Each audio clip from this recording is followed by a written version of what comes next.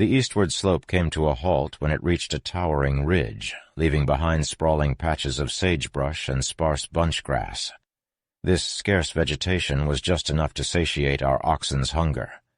By drawing water from little pits in the ground and allowing them to fill up, we managed to provide our camp with much-needed hydration and enough for our animals to feel satiated. While our ladies were getting ready, Bennett and Arcane were eager to take in the sight of the snowy mountain I had spoken of for days. The perfect vantage point was only 300 or 400 yards from our camp, so I accompanied them. We stood lower than the neighboring mountain ranges, but it was still challenging to climb. From our spot we could observe our surroundings in almost all directions. There, on the top of the backbone of the ridge, we had a magnificent view, but some parts reminding us of the hardships of the trek still to come. My companions expressed how they had traveled days with the sight of those mountains in view. However, none had ever impressed them as much as this one did. Its base appeared to be 75 miles away, and to the north and west there were snow-capped peaks that seemed to have no end. Bennett and Arcane were stunned. Never before had they believed America held such majestic mountains with peaks that nearly pierced the sky.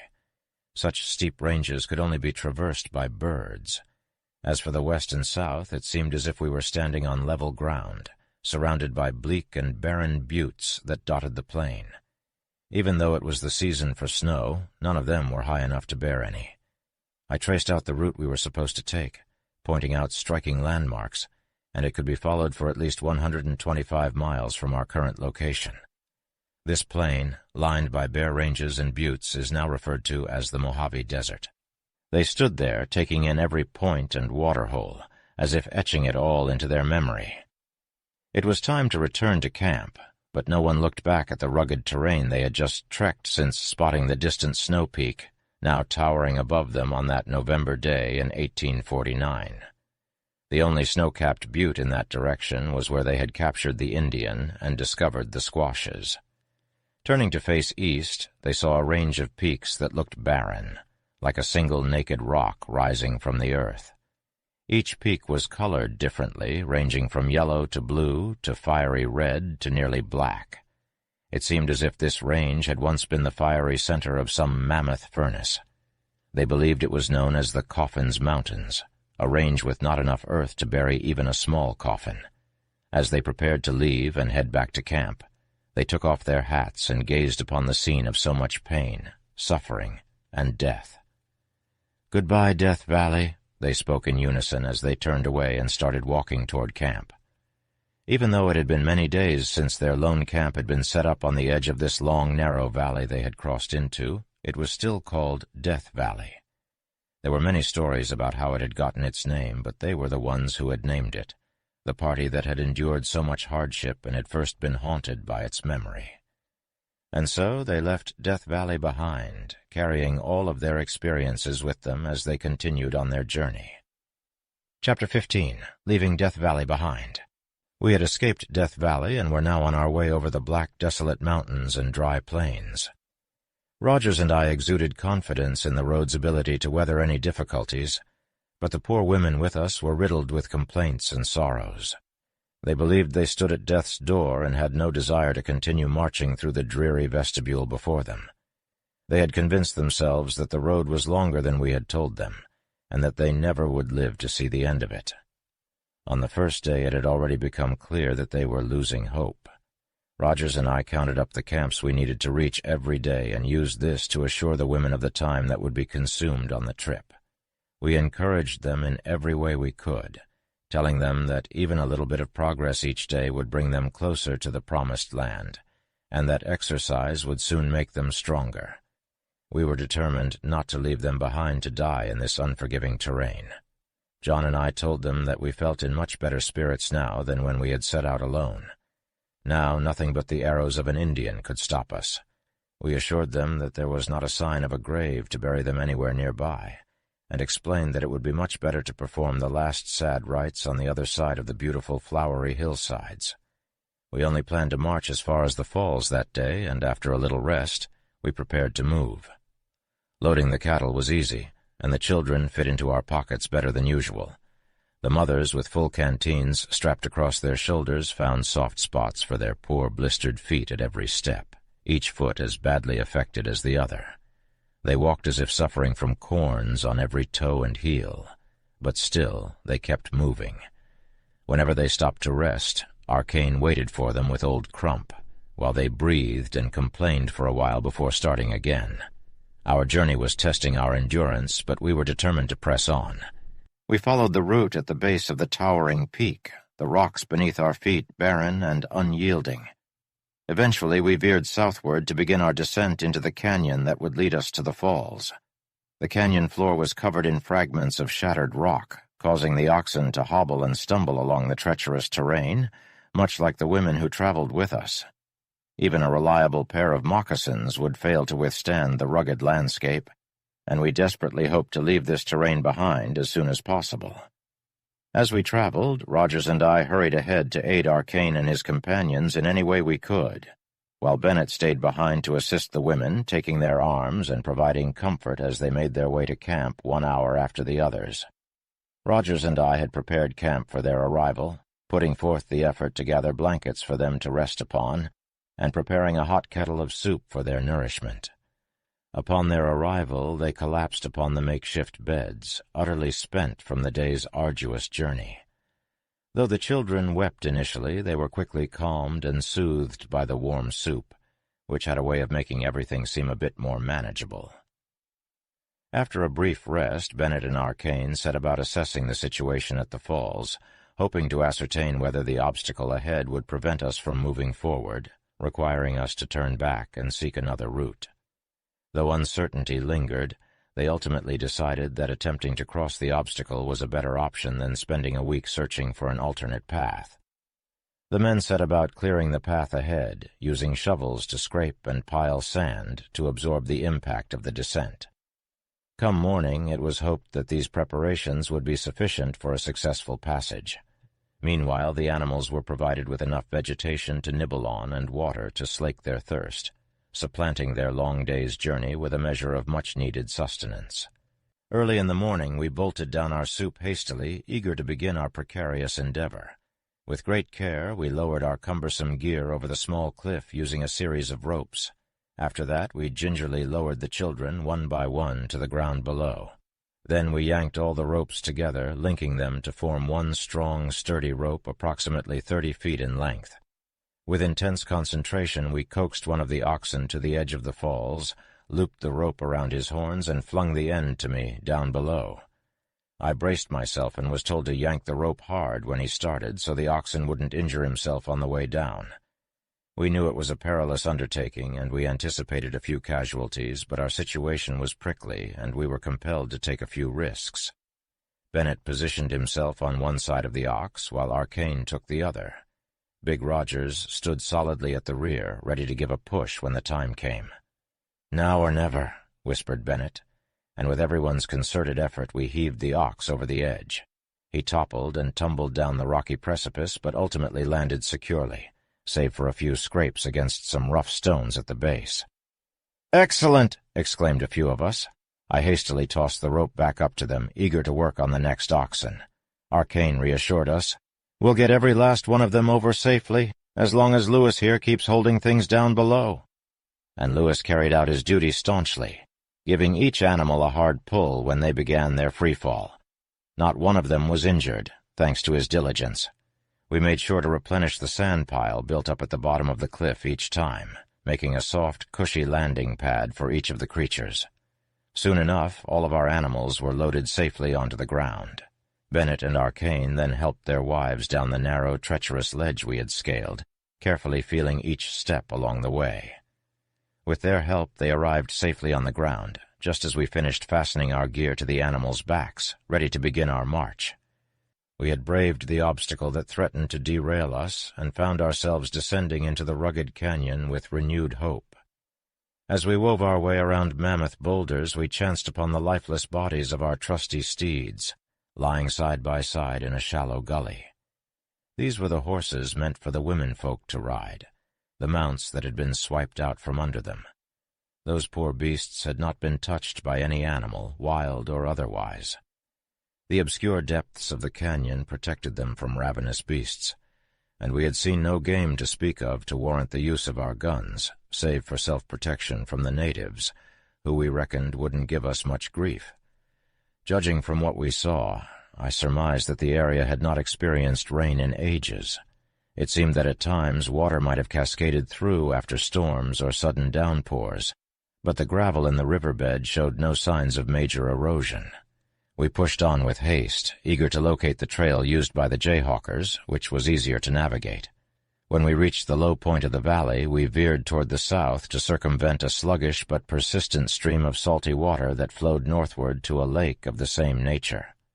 None of us caught sight of where the stream came from, but when the time came to ford it, we encountered an easy, hardened clay expanse that had the appearance of being at one time a bed of mortar. Though it was baked firm as stone, the hooves of our sturdy oxen made only the slightest indentations on the surface. To our left towered a sheer cliff that we traveled beside for some distance. Ahead we gazed upon a gloomy mountain range, all black rock and utterly devoid of water. There was no indication of a spring or creek, so when we crested the summit, we made camp, securing our animals to the rocks where they bedded down for the night.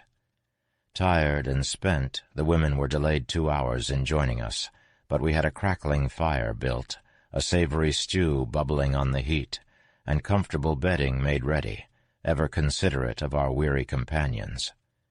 As the sun rose high in the sky, our stomachs growled with hunger. It had been a while since we had stopped for a proper meal, and our bodies were weary. The poor animals we relied on for transportation had to go without both grass and water.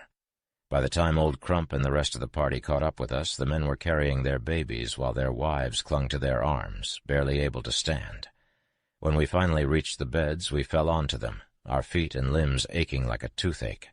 We needed to rest before we could even think about eating. Mrs. Bennet tried to stay positive, saying that the only consolation was that the road was getting shorter every day.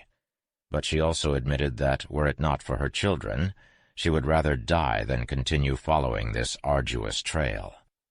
We were all relieved when our soup was brought to us in bed, and we were able to sleep soundly until morning.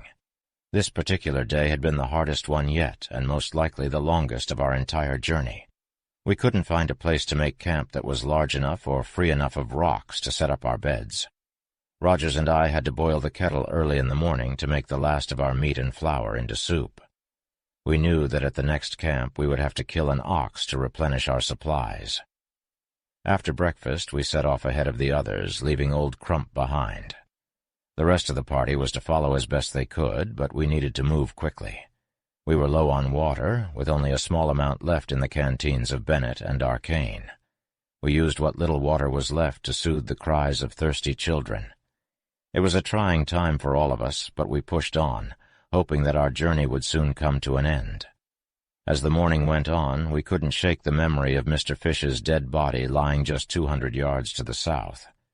We knew he had died more than a month before and that no one had disturbed his remains, but the sight still sent chills down our spines. Mr. Fish was from Oskaloosa, Iowa, and we couldn't help but wonder what his life had been like before he met his untimely end on this cruel trail.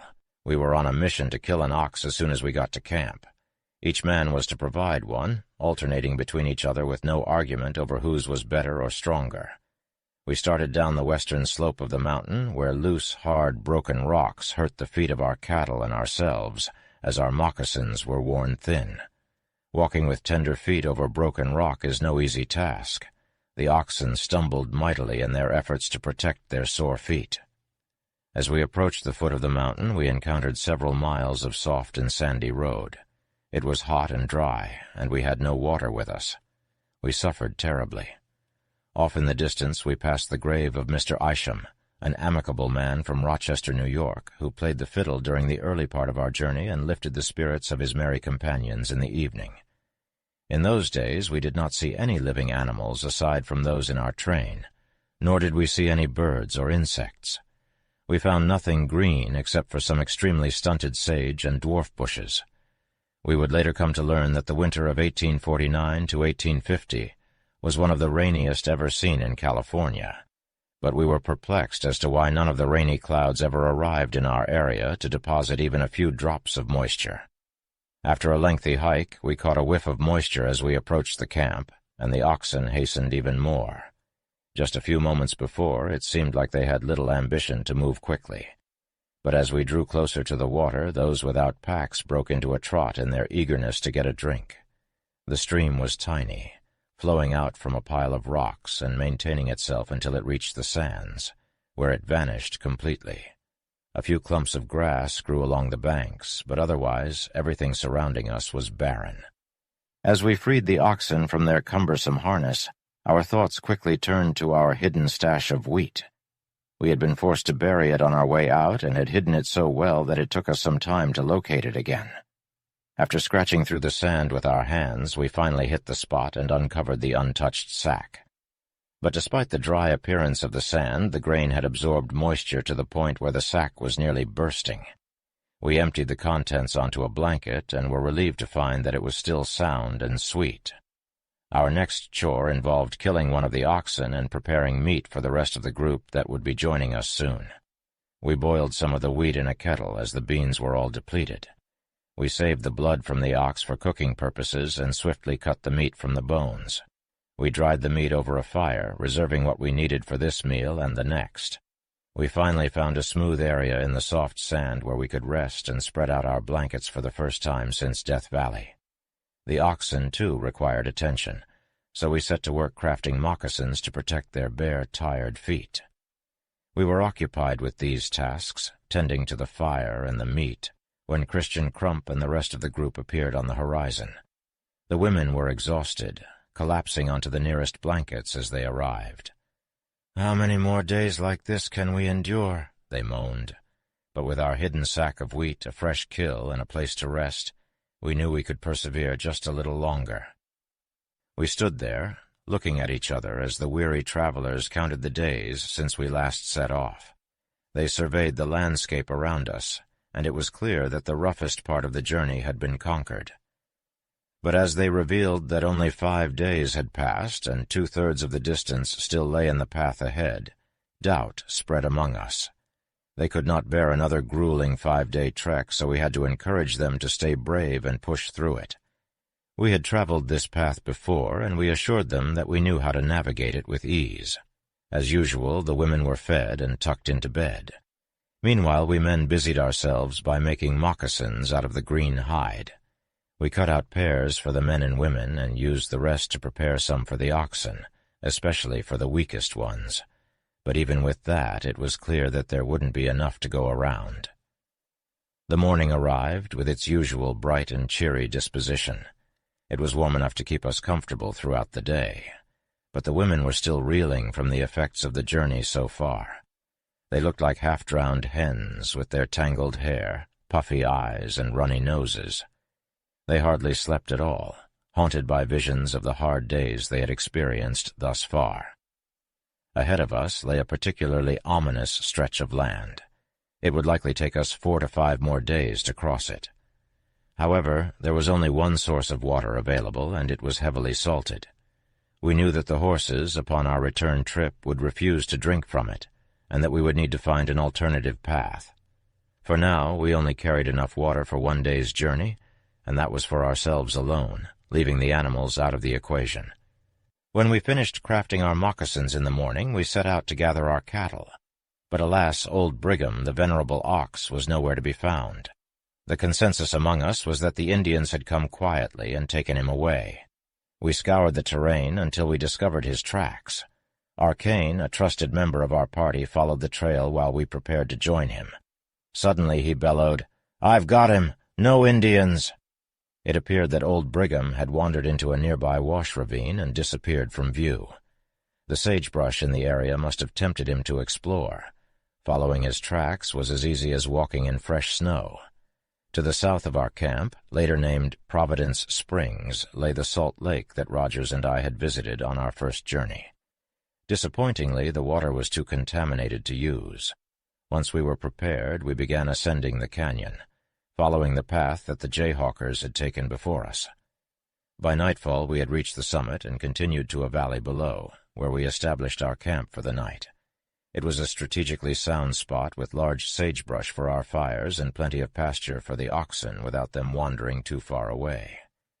As we were positioned at a high elevation, we enjoyed unrestricted views of both the mountain peak and the surrounding landscape. As we marched on that day, it proved to be the smoothest journey we had encountered so far. The women, in particular, seemed to be in better spirits, complaining far less compared to previous nights. With the new moccasins we provided them, their feet were well protected, and they came through with flying colors. We encouraged them, telling them they looked better and urged them to persevere. We assured them that if they kept up their good courage, they would safely arrive at a land where they would have plenty to eat and drink. Once safe, they could make resolutions to never get caught in such a trap again. Mrs. Bennet said that she never would have had the courage to come so far if it weren't for the fact that Rogers and I had already traveled this road, and she believed all we had told her. However, she expounded that this was a one-time journey and could never be done again. The following day proved to be more challenging, as we had to go down a long canyon. In it, we came across the lifeless, beautiful white mare Rogers had become quite fond of. Her body had not decomposed and was untouched by any bird or beast. As we continued down the canyon, the bed was filled with massive boulders that made it extremely difficult for the oxen to navigate. Some of them had even lost their moccasins, and they had to suffer painfully over the sharp rocks. Exhausted and defeated, we made camp at the saltwater hole. However, our wheat and meat cooked in it failed to soften and get tender, as it usually did in fresh water. Despite ample salt grass surrounding us, the oxen and horses refused to eat it and nibbled at the bitter brush now and then, looking completely dejected. It was around this area where Rogers and I stumbled upon the piece of ice that saved our lives. Though the women didn't complain as frequently this time around, the youngest child, Charlie Arcane, broke out with an unpleasant rash all over. He cried incessantly, and the rash caused him great discomfort, similar to a mild burn. His mother and the others were helpless to give him any comfort, as we had no medication to ease his suffering. In the event of his or anyone else's passing, our only option would be to wrap them in a blanket and bury them in a shallow grave with a layer of sand for cover. We had to travel at least 30 miles to reach the next waterholes, situated at the foot of a towering snow-capped mountain. The terrain was level, with a gradual ascent and well-defined tracks left by the jayhawkers that made for easy walking. Our next destination lacked any source of water, neither for us nor the livestock.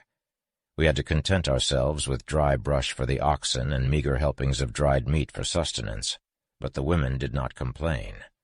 They had grown accustomed to the physical demands of the journey, developing greater endurance in the process.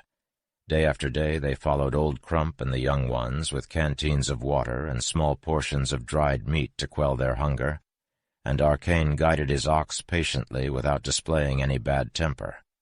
There was no room for conflict, for there was no way to settle disputes amongst ourselves. Chapter 16. Walker's Pass. As we traversed the desert, not a single soul voiced their discontent or serious grievances, except for a lone individual at the jayhawkers' camp where they set their wagons ablaze at the end of the wagon trail in Death Valley. Their words were unfit to print, for Saltwater was to blame for their troubles according to some, while others heaped their contempt upon Lot's wife, although I must say she was able to withstand and endure the cursing better than anyone else in the party. On the next day we arrived at the waterholes where Rogers and I crept up to a campfire one evening, suspecting it to be Indians, only to discover Captain Doughty and his mess part of the jayhawkers' group. By being careful to dip from these holes, they eventually filled up again. Though there was no water flowing from them, we gradually obtained enough water for our camp, a small quantity after such a long time without it. There was some low-growing shrubbery known as greasewood, resembling currant bushes, and the oxen were able to find some sparse bunchgrass higher up the mountain, making this campsite a decent one overall. The women, however, were almost completely worn out, and little Charlie Arcane cried profusely both day and night. Everyone began to speak with more optimism and believed that they would eventually make it through. The women would often mention that each step they took was bringing them closer to the house we had spoken of on the other side, and how the work wasn't as hard as they initially thought. The travel wasn't as difficult as we had once imagined, especially since we had already gone 9 days from the wagons.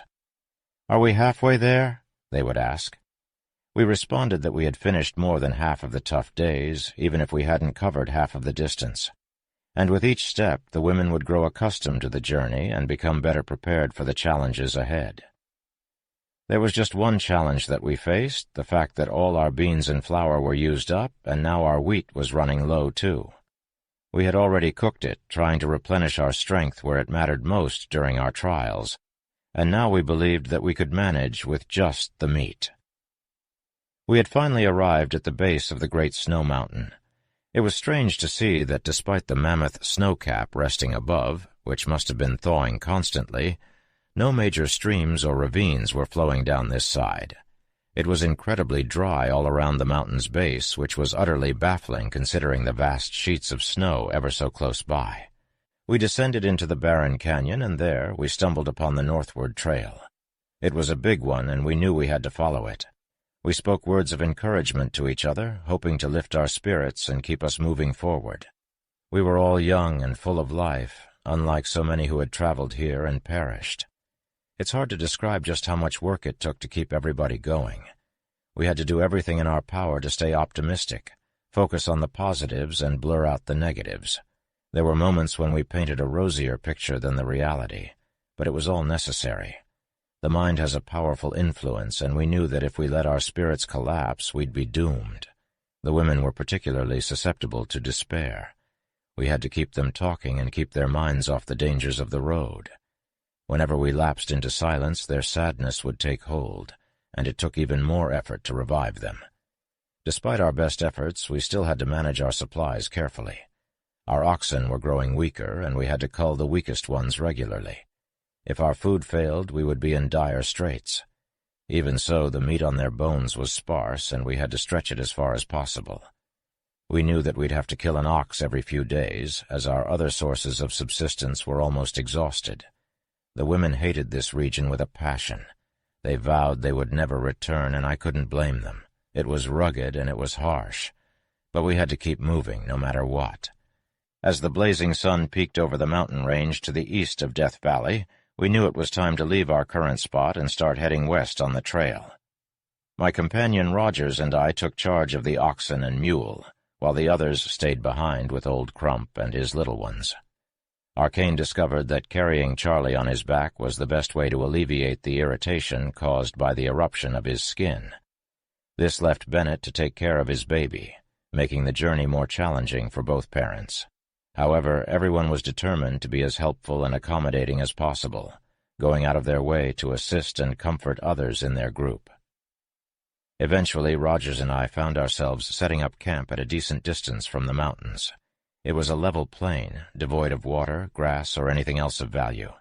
The only thing growing there was the sagebrush that the oxen barely found palatable enough to keep themselves from starving. The main trail had a northern branch leading up a ravine that seemed to go all the way up to the snow, but it was believed to be too dangerous to attempt during this time of year. Instead, we chose to camp at a spot that even the women in our group could handle on a dry, arduous trek. As nightfall approached, the cool breeze from the snow-capped peaks blew down on us, causing our bodies to shiver uncontrollably. We had to gather greasewood bushes to create a makeshift windbreak to provide some protection from the frigid wind. Even the oxen huddled around the fire, reveling in the warmth and smoke. We used the greasewood brush to fuel the fire, as it burned the best of all the greenwood we could find. Once we were ready to rest, we tied the animals to bunches of brush and watched as they settled in for the night. It was a quiet and peaceful evening, free from the usual clamor and chaos of day-to-day life. Despite the lack of basic amenities, we found ourselves enjoying this time together, surrounded by the beauty and majesty of nature. To the north of us, just a few miles away, rose the majestic pillars of rock. They stood tall and proud, resembling the great stone chimney of the boiler house at Stanford Junior University, albeit slightly less tidy in appearance. Yet there was something remarkable about their orderliness that left an indelible impression on us. We couldn't help but think that the only students to be seen in that vicinity were lizards basking in the sun. When the women arrived in our camp, they appeared fatigued from their journey. Nonetheless, they took heart that they were much closer to our destination than they had been in the morning. Mrs. Bennet made a point of never stepping backward and maximizing every forward step. "That's a fine resolution, Sally," Mr. Bennet commended. "Keep at it, and we will come out of this ordeal before long." In the vicinity of our camp there lay a low range of mountains to cross, a sort of spur or offshoot of the great snow-capped mountain that stretched out beyond us for over 20 miles. Its edges branched out into what seemed from our viewpoint a level plain. We had ascended to a significant height without realizing it, our course now being a descent down a steep hillside and into a deep canyon. In the canyon's bottom lay a tiny stream, which was a mere few yards in length before it vanished into the sands. Not even a blade of grass could be seen growing there, eaten by the cattle that had passed by earlier. This was the very same spot where Rogers and I had caught up with the advance party of the Jayhawkers on our outward journey in search of aid. There, some of the older men had given us their Illinois home addresses, so that if they were never to be heard from again, their loved ones would at least be aware of their perilous situation. There they could perish from thirst and starvation when they were so close to completing their journey. The camp on that occasion will forever remain in my memory, its scenes etched into my mind like the grooves of a vinyl record. The sight of those poor dependent fellows without a crumb of food to their name, begging for a scrap of meat from those lucky enough to have oxen, was heart-wrenching. Even the stoniest of hearts would have been softened by their tearful pleadings. We shared what little we had with them, not knowing if our meager provisions would last us through the journey. Our oxen, too, were struggling, with nothing but water to sustain them. While it may have been slightly more comfortable to simply drink and starve, it was hardly a desirable option. Our feet were also suffering, with both ourselves and the beasts of burden becoming barefoot and tender from the rocky terrain. Every step was made with deliberate care, and our progress was painfully slow. We couldn't stop to kill one of the oxen, as tempting as it may have been, as the rest of them would surely perish without sustenance. We had to push on, to reach a place where they could find a little food to keep them going. We secured the animals as best we could and settled down for the night, trying to get as much rest as possible. The women and children looked worse for wear, with their hair tangled and dresses worn nearly to their knees from contact with the ground. They were far from their best in terms of appearance, but their spirits were weighed down by more pressing concerns. One of the women lifted her foot, the sole raw and blistered. She couldn't help but complain, the pain unbearable. They had even left their combs in the wagons, leaving their hair in disarray. But despite all of this, we talked of happier times, of the babbling brook where we had once quenched our thirst with clear, sweet water and savored the choice between crow, hawk, or quail for dinner. Life was precarious, but the thought of reaching that peaceful oasis kept us going. In the morning we set out once again on our trek down the canyon, our feet tender and our joints stiff from the rough, coarse gravel that formed the bed beneath us. Despite our initial limping, we eventually started to loosen up and toughen up, enduring the journey as best we could. The goal for the day was to reach a patch of willows out on the flat expanse, as it was an ideal place for cattle to graze and drink water. Unfortunately, we were not able to reach it before nightfall, forcing us to make camp at the entrance of the canyon. This particular canyon has since been dubbed Red Canyon. Our elevated position granted us some perks, like a nearby lake, but years of being tricked into thinking we'd find fresh water in these lakes had left us hesitant to bother.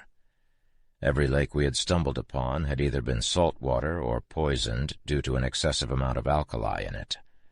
So we opted to scout around and fortunately found some coarse grass and wet ground that had plenty of water for our needs. The cattle were able to graze on this grass and drink their fill as well. The only issue we faced that night was our lack of food. We had already consumed our measly supply of meat and resorted to slaughtering an ox to have something for breakfast. To our surprise and misfortune, a storm struck us in the middle of the night, the first we'd seen in months. Struggling to build a shelter, we tried using our guns for tent poles, but unfortunately it was a futile effort. With no other options, we bundled together as close as possible, covered up as best we could, and rested for the night. The following morning we woke to find ourselves soaking wet and shivering, our attempt at making a shelter having failed miserably. The snow had gathered, and it now lay on the ground thickly, covering everything as if a blanket had been draped over the earth. Our tracks from the night before were still visible, marking our path like breadcrumbs. We gathered some sagebrush to start a fire, hoping it would dry our wet clothes and keep us warm in the chilly weather. Meanwhile, some of us lay in bed, wrapped in blankets that we had warmed next to the fire while watching the sunrise bring warmth to the air. Knowing we needed to get going and not waste any more time, we selected an ox and brought him near the fire. A quick shot later, the roasting of our meal began. We had nothing to season the blood pudding with, so we added some salt to give it a bit of flavor. Not the tastiest of meals, but it sustained us and kept us going. We ate as quickly as possible before packing up our belongings and setting out for the willow patch. Fortunately, most of the snow had melted by the time we began our journey, making our travels a bit easier. We aimed to traverse the 4 miles to the willow patch as quickly as possible, resting as little as possible to get there before nightfall. I stayed behind at the camp, watching over our supplies till the others had trodden the path to the willows and found a way to transport the excess meat. Our plan was to dry it there and carry it with us on our journey across the sprawling plain ahead. We fashioned a makeshift rack out of willow branches and dried the meat over an open fire, while our barefoot comrades fashioned moccasins to shield their weary feet. We had put most of the rock-strewn terrain behind us. We reckoned that the yield from our shoemaking efforts would see us through. This was a refreshing respite for everyone, but for our women and children in particular. They were all worn down to the bone, and this opportunity to rest was just what they needed to gain their strength back. They were better equipped to handle the rigors of the journey now than they were when we began, with the promise of the western edge of the desert giving them hope and courage. The space we had halted in was remarkable. Even by our traveling standards, a thriving grove of willows and grass sheltering a rejuvenating spring of crystal-clear water. We had referred to it before as a spring of good water, and a little willow patch in a level desert away from any hill. Something truly unique in all our travels. No seasoned mountaineer would think to look for water here, much less find it, miles away from the mountain's foothills. Beyond that, the range we had cleared out of had a peak that stood out like a lone sentinel, bedecked in multicolored rock that seemed almost metal when the sun shone on it. Arcane's young son, Charlie, was still struggling with his sickness or whatever it may be, while Bennett's daughter Martha had improved in health but was still unable to walk and carrying excess weight around her midsection. The other 2 children, George and Melissa, were doing well and enjoyed taking breaks to walk on smooth parts of the trail. Bennett, Arcane, and Old Crump accompanied the women and children and ensured they had water and were comfortable during the journey. They even took turns carrying the 2 youngest children on their backs to give them a break from the bumpy ride on the ox-drawn wagon. Arcane would tease Rogers and me, saying he expected us to surprise the group by arriving at their destination without warning. We reassured him that we knew exactly how many camps were between us and our destination and wouldn't play any tricks. Arcane admitted that he secretly hoped we would try to surprise him because he enjoyed the thrill of being caught off guard. We laughed and joked about our journey, telling stories of the difficulties we faced. We even shared a strange tale of how our little mule had carried most of an ox's meat 4 miles between camps because the ox was too weak to carry the load. But the oddest part was the lack of marrow in the ox's bones. Instead, a thick, dark liquid with streaks of strange colors filled the bones. Arcane couldn't believe the story and half-jokingly said no one would believe it if we told them. But we knew it was a strange and sad truth we couldn't deny. The talk flowed easily among us. We were a safe and sound group, despite the arduous and desperate struggle looming ahead. It was a journey of at least 75 miles through treacherous foothills and uncertain terrain until the next water source. We didn't know if the snowstorms had left any ponds by the wayside, but we couldn't count on it. Yet we were filled with renewed hope as we drew nearer to the promised land. Hope, which was even better than food and drink, filled us with the strength to keep going. We were sure there were 2 camps between our current location and the little pond John and I found among the cabbage trees, which was not more than 6 feet by 10. As we worked on our footwear, we talked endlessly for an hour. It was the most talking we had done throughout the whole day. We were leaving Death Valley behind us and its sad memories and sufferings. It was difficult to leave behind the dead bodies of those who had traveled with us, just as strong and hopeful as we were. We had lost everything in that terrible spot, and only our lives remained. We had to escape and trust in Providence and humanity on the other side. Arcane now acknowledged that we couldn't have made it this far without the invaluable help of John and me. It was only because we had gone ahead and scouted out the land that we knew where the next waterhole was. We had to steer towards it and struggle to reach it. Arcane even admitted that they wouldn't have had a chance alone. As he looked back on the journey, he was sure they would have perished before reaching this point. Despite all of this, we had a strong sense of hope for the next day. We would all be rested, our footwear already fixed, and every footstep we took would bring us closer to our western progress. It's quite peculiar, but it seems that every storm we've encountered since we turned west on this route back on November the 4th has been a snowstorm. What's even stranger is that both happened while we were sound asleep, leaving our days unclouded. It's almost bizarre to think about the warmth of the winter sun, especially during this time of year. One would assume that the abundant rainfall and deep snows that swept through the California coast and Sierra Nevada mountains during the winter of 1849 to 50 would have extended southeast to our location. But alas, no such luck. Modern science has shed some light on this mystery, revealing the tracks of the storms and partially explaining the dry and barren state of this region. When it does rain, it's a rare sight, and when it finally happens, the water masses that pour out are called cloudbursts or waterspouts. The washes in the canyons and their mouths demonstrate how colossal the volume of water can be, sometimes causing great floods when they rush down the slope. The truth is, this land is dry and inhospitable, and unless mining wealth pours forth, few people are likely to inhabit this area. We've been very fortunate to stumble upon little pools and holes of water that have kept us alive, providing some sustenance during this long and perilous journey. The water may not be the best, but it's a blessing, and we never turn it down, even if it has that stagnant, bitter taste. Salt water, however, is out of the question, though we sometimes use it to cook with. We were as prepared as possible the next morning for the long journey ahead, the last leg between us and the fertile land. Our group was excitedly talking about the prospect of seeing a running brook, green grass, and trees, signs of life they had gotten used to in the good land they had left behind. The women among us even went so far as to say they could endure the march of 4 or 5 more days, as long as they could reward themselves with pure, sweet water when it was all over, and sleep off the terrible fatigue that came with such a treacherous journey. No more dragging ourselves along a dreary road, the dusky expanse stretching out endlessly before us. The fairer sex assumed that the oxen shared in their joy, and the little mule, the most stoical member of the group, deserved a break for her invaluable contributions. The ebony one-eyed dame had the freedom to roam wherever she pleased in search of sustenance. Yet she never wandered too far from the trail, instilling no fear in us whatsoever. Refraining from quaffing copious amounts of water, she remained forever eager, never appeared tired or injured in the least, as though she had been created specifically for this kind of life, the life of a desert dweller. After a hearty breakfast of soup, meat in sachets, water-filled flasks, and canteens, we prepared to advance. Although there was now one less ox to steer and minimal weight to carry, the load still exceeded what these flimsy beasts could bear.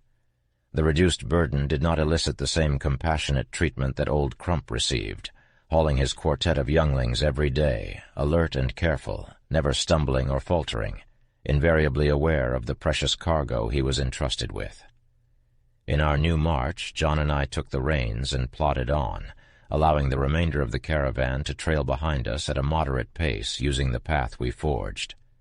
The incline of the trail was mildly tortuous, the shrubs scarce and stunted, decreasing in size as we advanced, with equine bones, both old and fresh, scattered sparsely along the way. The ground was different from the previous paths we had traversed. We observed a gentle trail sweeping elegantly here and there, elegantly cleared by the wind, the surface resilient and unyielding. If the mule strayed from the course, even by a hair, her hoof would sink up to 6 inches into the yielding sand, exerting a colossal effort. I stepped down to scrutinize the peculiar earth, discovering it to be finer than the finest flour. A robust gust of wind could raise vast clouds of it, potentially enshrouding the sky in darkness. Nevertheless, fortuitously, there was no such wind during our time here, safeguarding us from an ominous sandstorm. A tempest as characteristic of this district as blizzards are to states in the Great West. Our camp for the first night was set in the vast and barren wasteland now known as the Mojave Desert. The scorching heat bore down on us with an unrelenting force, and there was not a single shrub in sight that was large enough to start a fire with. We were forced to tie all of our cattle together to prevent them from wandering in search of scarce resources. Though we had little food and water left, we had to conserve our meager supplies for yet another day until we could locate the promised water holes. John and I took the lead early the next morning, eager to locate the water source before our supplies dwindled even more. It was a long and arduous trek, with both ourselves and the oxen suffering from dehydration. We left behind the precious little water we had with the rest of the group, for the safety of the children, who were less able to bear the effects of thirst. As we drew closer to the spot where we hoped to find water, the scent of it seemed to waft towards us, and our pace quickened with newfound hope. We reached the site well before nightfall, and our relief was palpable as we spotted the small pond. We guarded it vigilantly, preventing the thirsty cattle from wading in recklessly and spoiling the water source. Once the cattle had quenched their thirst, we unburdened them of their harnesses and set about making camp. We had quite a bit of driftwood from the dead cabbage trees littered about the area, which we used to start a fire. The camp was set up neatly and comfortably before the rear guard reached us, led by Captain Crump. The water we found was not fresh, but instead rainwater collected in a shallow depression. Even so, it was enough to sustain us through the night. As we settled in for the night with full stomachs and water reserves, we thought about the jayhawkers who had passed through the area recently. We were fortunate to have found this water source before they did, as it was the only hope of survival for the women and children who lacked the hardiness to withstand the ravages of thirst. Many may find it hard to believe when I say that our party devoured an entire ox in just a few days. But truth be told, one cannot fathom how thin and weak an ox becomes after months of near starvation. The poor creatures walked slowly, their heads low, almost tripping over their gangly legs. Their skin draped loosely over their bones, with barely an ounce of flesh or muscle remaining. The meat we gleaned from them was tough and sinewy, tasting of bitter sagebrush the cattle had nibbled on during our many stops. At dry camps they laid down and ground their teeth, unable to chew the cud. It pained us to put them down for sustenance, but we had no choice but to kill our poor beasts of burden to keep ourselves alive. Luckily, at this camp our cattle found a sparse amount of grass and water. As Charlie Arcane, his condition only worsened. His body was alight with a fiery redness, and he screamed and writhed with the agony of the terrible itching. We were powerless to stop it, and his chances of survival grew slimmer by the hour. We could only hope that we would soon come upon better air, water, and food so that he might recover. Our respite at this camp was short-lived, as we aimed to hit the trail early and make our way towards the foothills water source. We walked rapidly, taking no breaks at noon, hoping to leave behind the wretched soil and meager comforts of our current surroundings. The jayhawkers had faced similar troubles and, by the looks of it, had strayed far from the proper trail, scrambling along in our former footsteps. With no path to follow, we stumbled forward as best we could. Eventually, we reached a vast expanse of land, dotted with an abundance of cabbage trees.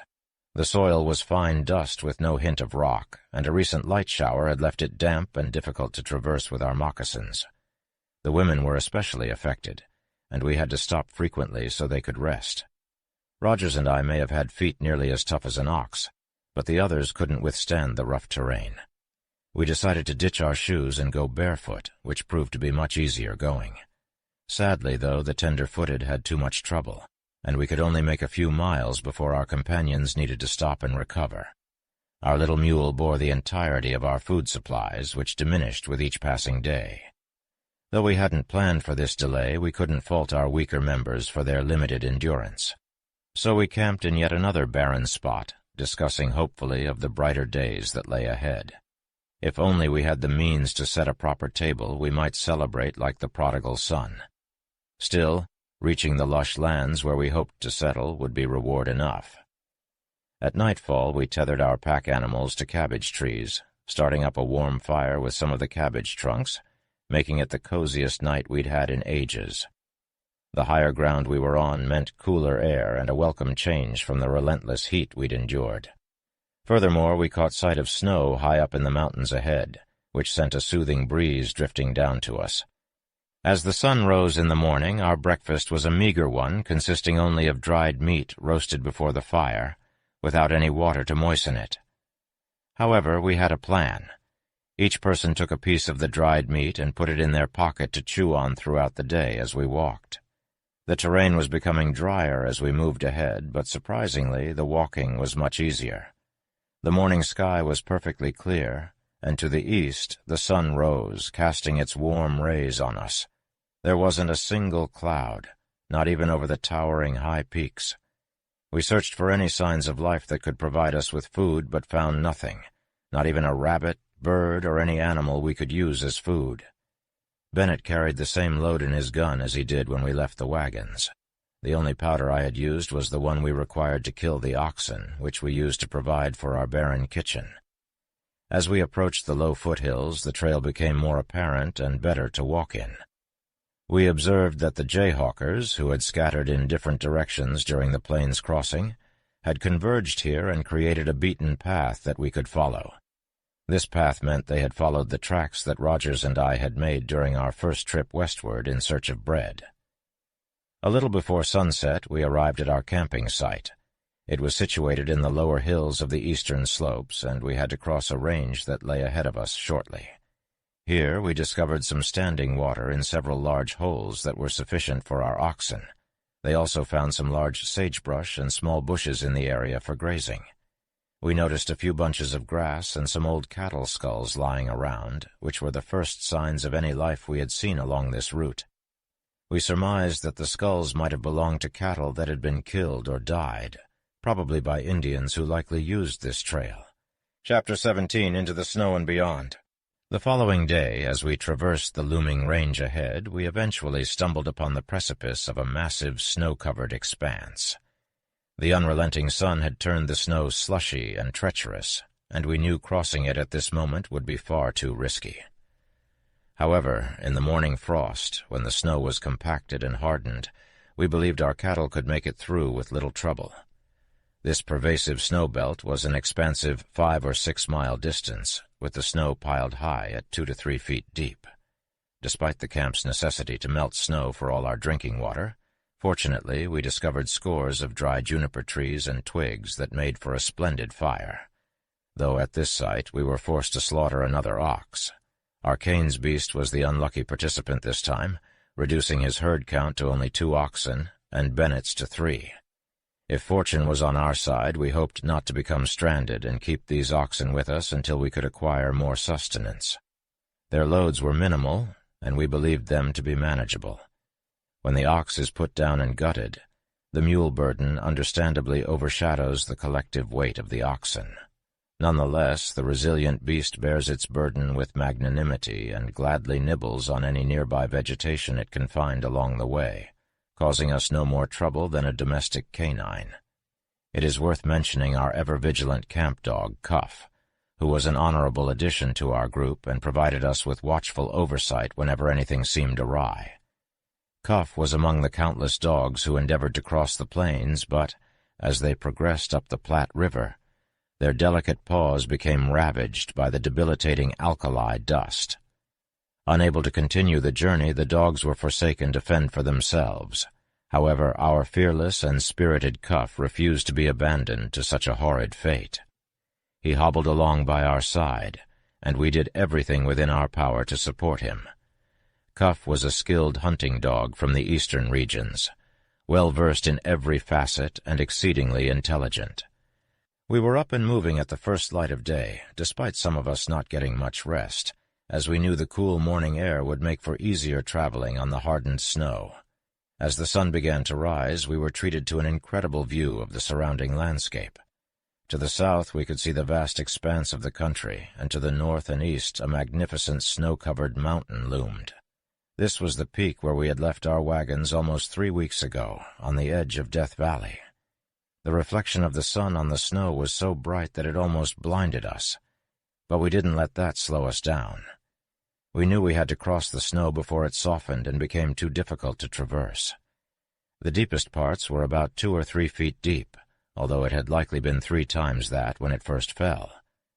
Fortunately, our rawhide moccasins proved effective at keeping our feet warm and dry. The oxen sometimes broke through the snow, but for the most part we all managed to stay on top.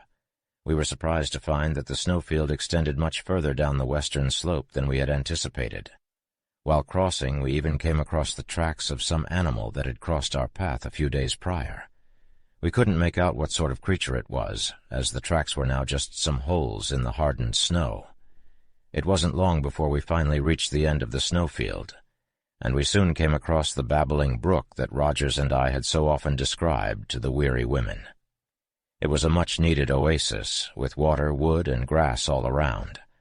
We had often joked about eating crow, quail, and hawk meat, but with the glorious fresh water here, we knew that we would be thanking our lucky stars for that hard-earned meal. The brook darted and danced among the rocks, its merry song ringing out like a symphony. It beckoned to the thirsty ones, singing, "Drink, drink, ye parched souls, and quench your thirst." How sweet the music! How tantalizing to those who had been starved and wasted down to skeletons! If only a poet of wild imagination could have experienced what we did.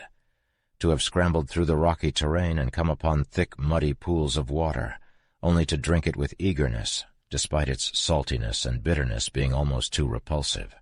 And now to witness the clear, pure liquid, distilled from crystal snow, gushing out of the earth, free and abundant. It brought life and health to our bones, and if only someone could put to words the song of that joyous brook as it echoed off the rocks and lofty walls, with the rustling of trees in accompaniment. It was a soft, singing hush, promising rest, peace, and happiness. The dear women with us came back to life at the sight of that wondrous stream. "What a beautiful stream!" they exclaimed, dipping their tin cups in for a refreshing drink. They watched in admiration as the water rushed by, then dipped their cups in again and again, finding the brook the most delightful entertainment on earth. "Why can't this stream run from Snow Mountain into the dry Death Valley?" they wondered. "Then we could have water on our journey." The men were happy, too, but they were busy gathering wood for a fire while the camp kettle boiled with cut-up meat for our supper. We decided to camp here for the night, even though it was not yet dark. The food might have been poor, but we were better off than we had been before, enthralled by the beauty and bountifulness of that magical brook.